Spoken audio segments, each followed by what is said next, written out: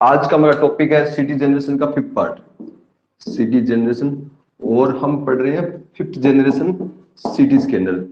देखिए, मैंने आपको फर्स्ट सेकंड थर्ड और फोर्थ सिटी स्कैन बताया। मैं ये सिटी स्कैन का जो क्लासिफिकेशन है मेनली ये किसके आधार पर होता है? स्कैन टाइम पर होता है। फोर्थ जनरेशन सिटी स्कैन में हमने 1 सेकंड तक स्कैन टाइम लेकर आगे थे, लेकिन 1 सेकंड से कम टाइम अभी भी प्राप्त नहीं किया गया। जो रोटेट जो थर्ड जनरेशन थी रोटेट रोटेट एंड जो फिफ्थ फोर्थ जनरेशन थी रोटेट फिक्स्ड, ये थी। इन्होंने इन जनरेशन ने स्कैन टाइम को 1 सेकंड से मतलब 1 सेकंड के आसपास लेके आ गए थे, लेकिन 1 सेकंड से बहुत ज्यादा बहुत ही कम स्कैन टाइम अभी भी प्राप्त नहीं किया गया। क्यों नहीं किया गया? क्योंकि जो मैकेनिकल मोशन था इसमें वो एक अवरोध की तरह से काम कर रहा था। क्या कर रहा था? मैकेनिकल मोशन, मतलब एक्सरे ट्यूब को डिटेक्टर को हमें रोटेट करना पड़ता था, वो एक अवरोध की तरह से काम कर रहा था। इसके अंदर जो हेवी एक्सरे ट्यूब को रोटेट करने के अंदर समय बहुत ज्यादा समय तो लगता है, उसके अंदर लगना है। इसके अंदर इनर्शिया है जो इसके अंदर मेन रोल प्ले करता है कि वो अपनी फुल स्पीड पर आने में टाइम लगाएगी और कुछ ना कुछ तो उसको जो मूव करने में टाइम लगेगा। और जो इससे क्या होता है, इससे जो मूविंग बॉडी स्ट्रक्चर होते हैं, मूविंग बॉडी स्ट्रक्चर कौन से हैं? जैसे हार्ट वाल्व। आपको पता है हार्ट बीट कितनी फास्ट होती है, तो हार्ट वाला वो 1 सेकंड से भी कम समय में उसमें जो हार्ट बीट जो होती है वो उसमें होती रहती है। इसके अलावा जो मूविंग कॉन्ट्रास्ट मीडिया है बॉडी के अंदर, मूविंग कॉन्ट्रास्ट मीडिया, हमने कोई स्कैन के लिए कोई एंजियोग्राफी के लिए मान लो अपने इंट्रावेनस जो आइडेंटिफाइड कॉन्ट्रास्ट मीडिया है वो हमने इंजेक्ट किया है, तो वो जो बॉडी में मूव करता है तो उसकी स्पीड बहुत ज्यादा होती है। तो इनके लिए क्या होता है? इनके लिए स्कैन टाइम हमें 1 सेकंड से बहुत ज्यादा कम टाइम स्कैन टाइम हमें लेना पड़ता है। स्कैन टाइम को बहुत ही ज्यादा शॉर्टर यानी मच शॉर्टर होना बहुत ज्यादा इसका आवश्यक होता है। जो मल्टीपल एक्सरे ट्यूब के उपयोग से एक एक्सरे मशीन बनाई गई थी जिसमें कहते हैं मल्टीपल एक्सरे ट्यूब काम में ली गई थी। मल्टीपल कैसे? देखिए, ये मान लो सिटी की एंट्री है और ये इसके अंदर ये पेशेंट है, यहाँ पे एक एक्सरे ट्यूब लगाए, सामने डिटेक्टर लगाए, तो इससे क्या होगा? ये पूरे स्कैन करने के लिए ये एक ही एक्सरे बीम से एक्सरे निकल रही है, तो पूरा इसको स्कैन करने के लिए पूरा इसके चारों तरफ रोटेट करना पड़ेगा। एक नया कॉन्सेप्ट लाया गया कि हम क्या करें? मल्टीपल एक्सरे ट्यूब काम में ले लें। क्या ले लें? Multiple X ray tube. और सामने मैंने क्या कर दिया? डिटेक्टर की आर्क लगा दी।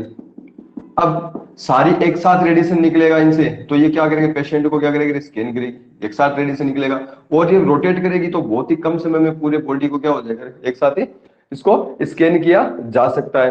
तो इसके लिए मल्टीपल एक्सरे ट्यूब के उपयोग से स्कैन टाइम कम करने का एक प्रस्ताव दिया गया है, एक सुझाया गया, एक रास्ता सुझाया गया कि हम एक से ज्यादा एक्सरे ट्यूब काम में लेके भी हम स्कैन टाइम को कम कर सकते हैं। इसका जो एक इस कॉन्सेप्ट का एक जो एग्जाम्पल है वो मेयो क्लिनिक है।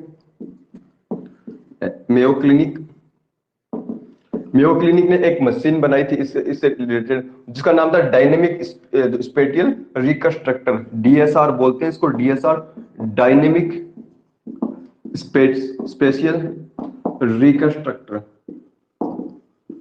ये एक मशीन बनाई थी। इस मशीन की क्या खास बात होती थी? इसमें क्या होते थे? इसमें 28 एक्सरे ट्यूब एक साथ, कितनी एक्सरे ट्यूब? 28 एक्सरे ट्यूब एक सेमी सर्कुलर यानी आधे सर्किल पर क्या होते थे?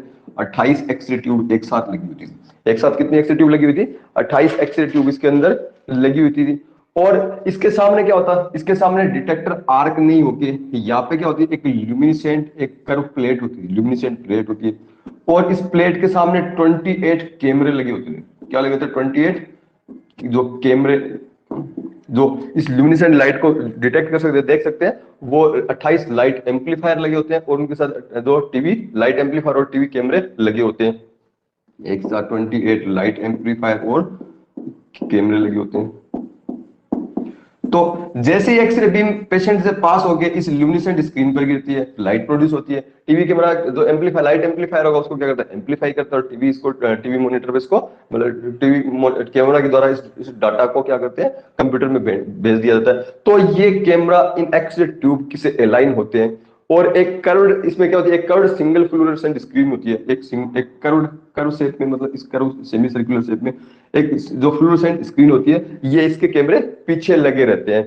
यह स्क्रीन पेशेंट से ये जो कर्व्ड स्क्रीन है पेशेंट को घेरे रहती है। कैसे? अब आप समझ गए होंगे किस तरीके से। ये इस तरीके से है, 28 एक्सरे ट्यूब लगी हुई है, सामने ये कैमरे, ये जो फ्लोरोसेंट स्क्रीन पर ये कैमरे लगे होते हैं। इस एक्सरे ट्यूब से इमेजिंग सिस्टम की गेंट्री पेशेंट के चारों ओर 15 रिवोल्यूशन पर मिनट रोटेट करती है, 15 रिवोल्यूशन पर मिनट का रोटेट करती है, यानी 1 मिनट में 15 बार ये पूरी गेंट्री पेशेंट के चारों तरफ घूम जाती है। इतना इतना ये इसकी घूमने की स्पीड होती है। और ये सिस्टम 16 मिली सेकेंड में एक इमेज पर इमेज कितने टाइम लेता था, एक इमेज 16 मिली सेकेंड में ले लेता है, यानी 0.016 सेकेंड के अंदर ही एक स्कैन एक इमेज ये प्राप्त कर लेता है, यानी बहुत कम है। एक सेकंड का मतलब से बहुत ही कम, मतलब 0.1 सेकंड भी नहीं, 10वां भाग से भी बहुत कम है ये इस समय में स्क्रीन टाइम प्राप्त कर लेता है। इसका जो डीएसआर है, डायनेमिक स्पेशल रिकंस्ट्रक्टर है, इसके कुछ डिसएडवांटेज थे। सबसे पहले हाई कॉस्ट, आप देखिए 28 एक्सरे ट्यूब लगेंगी, 28 एक्सरे ट्यूब की कॉस्ट कितनी ज्यादा होगी, इसका सबसे मोस्ट डिसएडवांटेज था इसकी हाई कॉस्ट थी।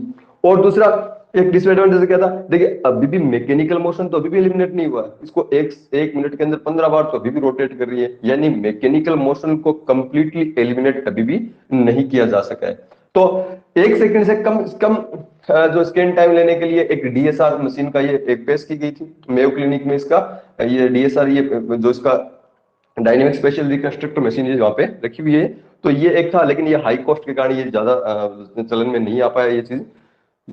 दूसरे प्रकार का स्कैनर में सभी प्रकार के मैकेनिकल मोशन को एलिमिनेट कर दिया गया, एक नए प्रकार का स्कैनर बना लिया जिसमें कोई भी मैकेनिकल मोशन नहीं होता था। इसमें इलेक्ट्रॉन बीम होती थी, उसको मैग्नेटिक जो फोकसिंग और डिफ्लेक्शन के द्वारा एक्सरे ट्यूब मोशन को रिप्लेस कर दिया गया। तो वो कैसे किया गया, मोशन को रिप्लेस कैसे कर दिया गया, हम एक्सरे देखिए, मैं आपको इसका एक बेसिक डायग्राम बना देता हूँ। जैसे ये कोई टेबल हो गई, इस टेबल पर ये पेशेंट लेटा हुआ है,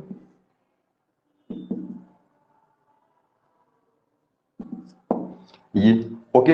और इसके यहाँ पे एक, इसमें क्या होता है, यहाँ पे एक इलेक्ट्रॉन गन होती है, ये क्या होती है, इलेक्ट्रॉन गन होती है, बहुत बड़ी इलेक्ट्रॉन गन होती है। डायमेंशन क्या होता है मैं बताता हूँ आपको। इस इलेक्ट्रॉन गन से इलेक्ट्रॉन्स निकलेंगे, और यहाँ पर क्या होती है, जो जो फोकसिंग एंड डिफ्लेक्शन कोयल है, ये क्या है, फोकसिंग एंड डिफ्लेक्शन कोयल, जो इलेक्ट्रॉन को फोकस करती है और डिफ्लेक्शन करती है, वो कोयल है।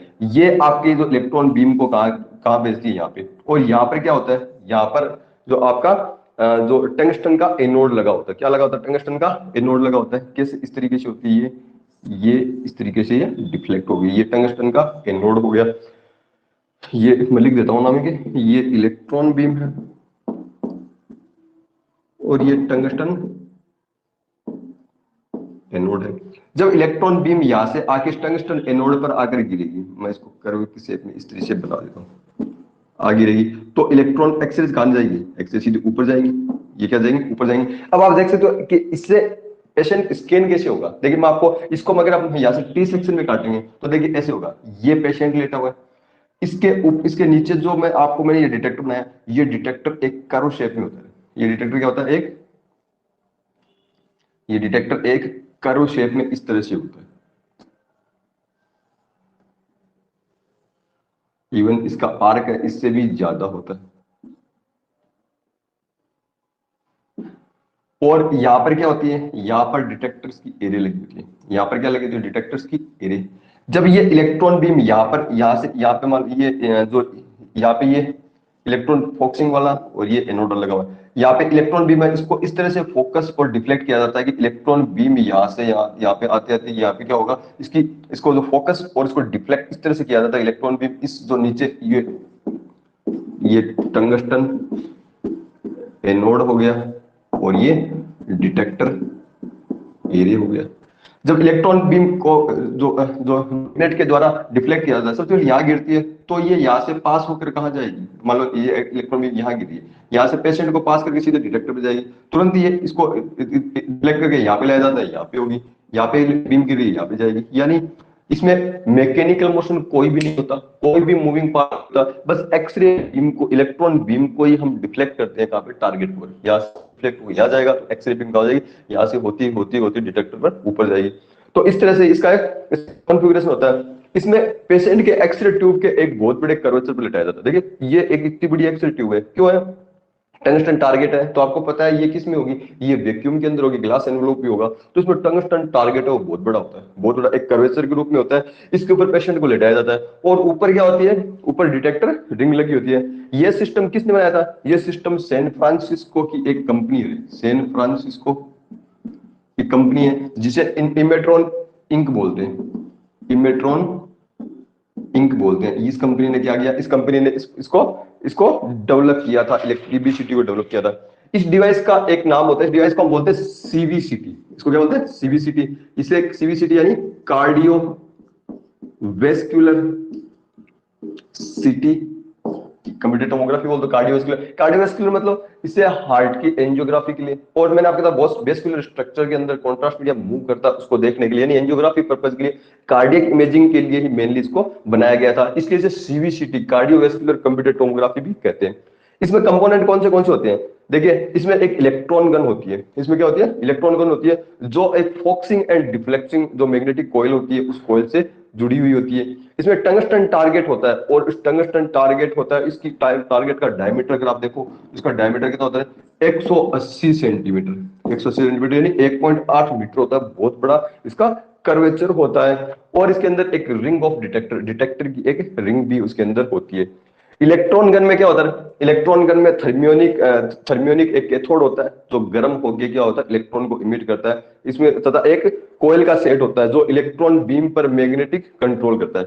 इसमें थर्मियोनिक एक कैथोड हो गया, और उस कैथोड से निकलने वाले इलेक्ट्रॉन को कंट्रोल करने के लिए, उनको फोकस करने के लिए और उनको डिफ्लेक्ट करने के लिए एक कोयल होती है, जो मैग्नेटिक फील्ड के द्वारा क्या करती है, इस इलेक्ट्रॉन बीम को, ये इलेक्ट्रॉन बीम इस इलेक्ट्रॉन बीम को कंट्रोल करती है, इस इलेक्ट्रॉन बीम को कंट्रोल करती है। ये इलेक्ट्रॉन गन लगभग कितनी होती है, 320 सेंटीमीटर लंबी होती है। कितनी होती है, 320 सेंटीमीटर, या इसको लगभग, इसको अगर हम फुट में देखें तो 10.5 फुट की ये एक इलेक्ट्रॉन गन होती है, बड़ी गन होती है। क्योंकि इसमें कंट्रोल मैकेनिज्म हमको ज्यादा जो प्रिसाइसली कंट्रोल करना होता है। इसके अंदर एक इलेक्ट्रॉन बीम पर मैग्नेटिक कंट्रोल उत्पन्न करती है।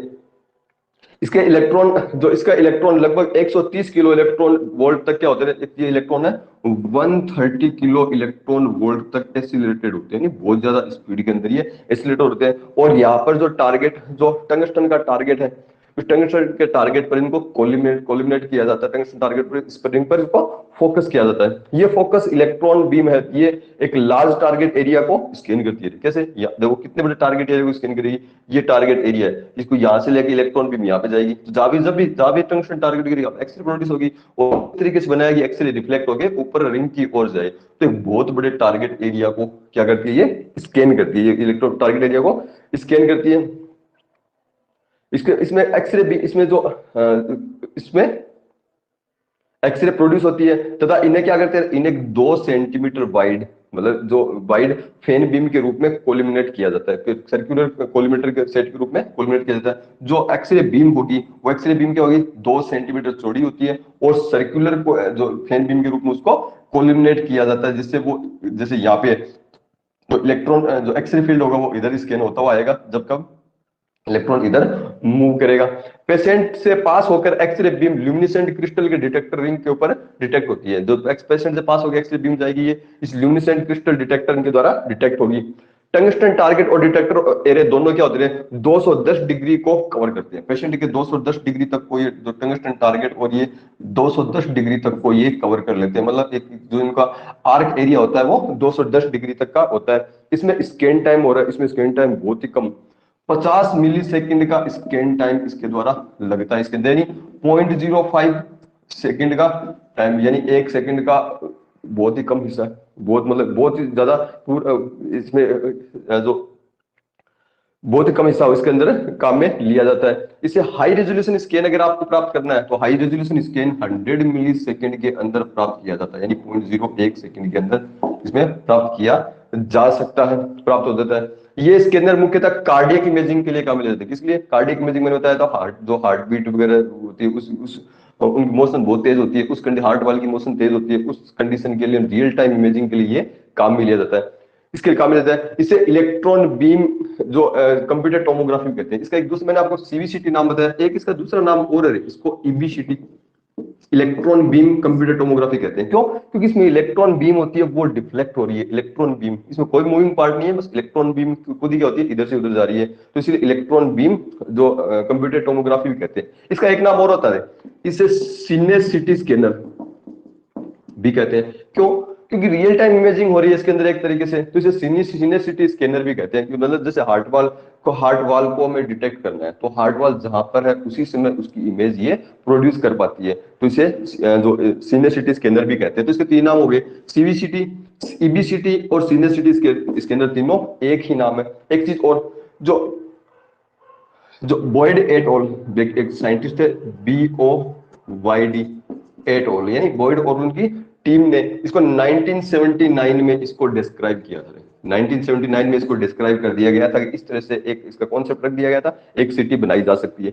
इस कॉन्सेप्ट के आधार पर 1983 में, जो मैंने अभी कंपनी बताई थी इमेट्रॉन इंक ने इसको डेवलप किया था। इमेट्रॉन इंक ने इसको डेवलप किया गया था। तो ईवीसीटी को सीवीसीटी और सीनियर सिटी स्कैनर भी हम इसको कहते हैं। एक चीज और, जो अभी इसका डिस्ट्रीब्यूशन है, इसका डिस्ट्रीब्यूशन कौन करती है? सीमेंस कंपनी इसका डिस्ट्रीब्यूशन करती है। और सीमेंस कंपनी की जो इवोल्यूशन सीरीज है, वो इवोल्यूशन सीरीज क्या होती है? वो इवोल्यूशन सीरीज ये ईबीसीटी, इलेक्ट्रॉन बीम सिटी होती है। इलेक्ट्रॉन बीम सिटी को सीमेंस कंपनी किस नाम से, किस ब्रांड नेम से इसको डिस्ट्रीब्यूट करती है? इसको इवोल्यूशन नाम से डिस्ट्रीब्यूट करती है। एक सेकंड और, एक चीज और देखिए, इसका जो स्कैन फील्ड है, वो स्कैन फील्ड भी बहुत वाइड होता है। 47 सेंटीमीटर का इसका स्कैन फील्ड होता है। इसमें डिटेक्टर एरे में दो सेपरेट रिंग लगी होती है, अलग अलग दो रिंग लगी होती है, दो इसके अंदर जो लगी होती है, तथा डिटेक्टर आर्क 216 डिग्री का डिटेक्टर आर्क होता है। इसका डिटेक्टर आर्क 216 डिग्री का होता है, जो 210 डिग्री तक को कवर करता है। इसमें फर्स्ट रिंग में, इसमें दो रिंग होती है, जैसे ये मान लो दो रिंग बना दिया। इसमें फर्स्ट रिंग के अंदर कितने डिटेक्टर लगे होते हैं? फर्स्ट रिंग में 864 डिटेक्टर लगे होते हैं। और सेकंड रिंग में इससे कम डिटेक्टर लगे होते हैं। सेकंड रिंग के अंदर इसके आधे 432 डिटेक्टर लगे होते हैं। ये जो 864 डिटेक्टर छोटे डिटेक्टर, इनकी साइज इस बड़े डिटेक्टर से जस्ट आधी साइज होती है, इनकी हाफ साइज की होती है।